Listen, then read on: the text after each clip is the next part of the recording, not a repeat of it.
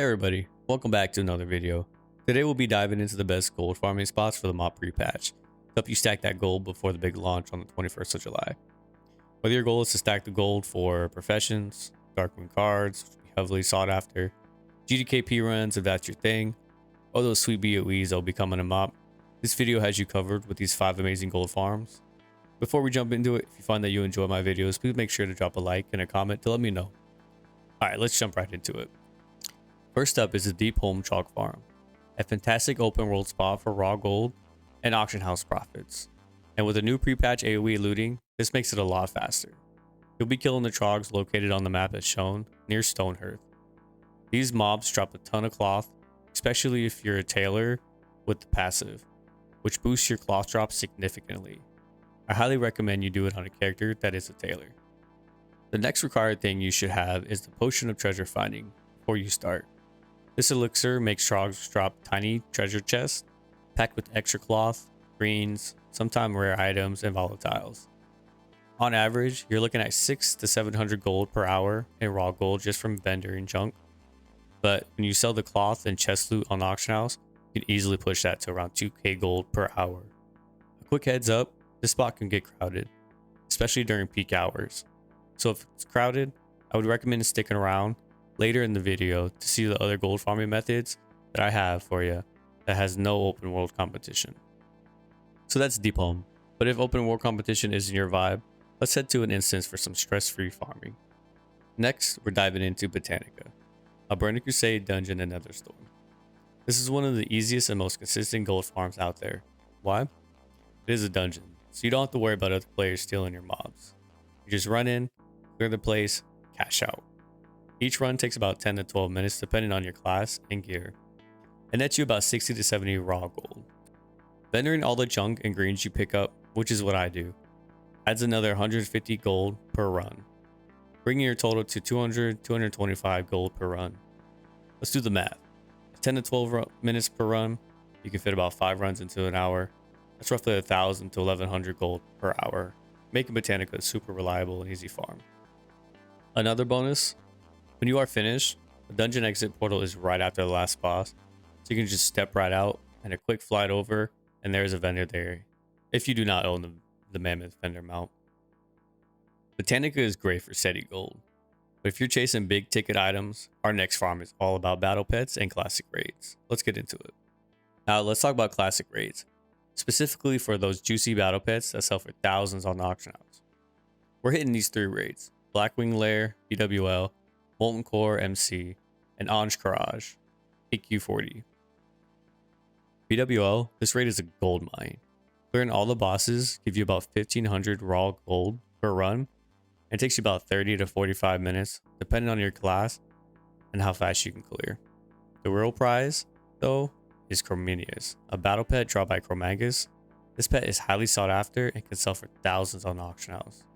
I actually got lucky while making clips for this video and landed upon it myself. Currently on my server, it is selling for 4,000 gold, and it just depends on your server. Pair this with the raw gold, and this is a no-brainer to do once a week. You can also do it on all your other characters too for a better chance at getting it.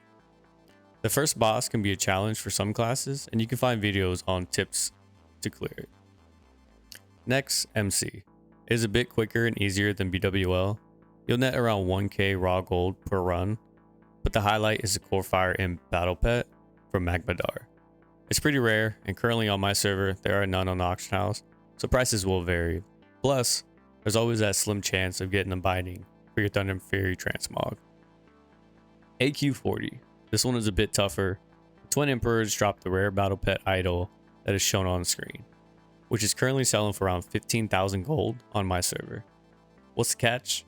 The Emperors can be a challenge to solo, especially for certain classes. If you're struggling, bring a friend to duo it. You can split the gold and you're still making bank. The raw gold from AQ is around 800 to 1,000 gold per run, and with the pet drop, this is a high risk and high reward farm. For all these raids, make sure you're on a class with decent AoE and survivability, like Paladin, Death Knight, and Monk is good too. Make sure you have at least like 490 item level gear for AQ because the Emperor is a DPS race. Those raids are awesome for big payouts. But if you want another consistent instance farm, let's check out a classic Burning Crusade raid that's perfect for steady gold, with no competition. Karazhan, the iconic Burning Crusade raid in Dead Winds Pass, is another fantastic gold farm, with zero competition since it's inside of a raid. This is a sped up clip of my route I take when running Kara. It's not perfect by any means, or it hasn't been mastered, but it's what I came up with, and it gets about 360 to 380 mobs each run, and it's pretty solid. I can clear in about 10 to 12 minutes, pulling 60 to 70 raw gold per run. Vending all the trash and greens, bump it up to around 250 gold per run depending on your drops. Let's do quick math. 5 runs per hour at 250 gold each equals about 1250 to 1500 gold per hour, depending on the cloth drops and auction house prices, of course.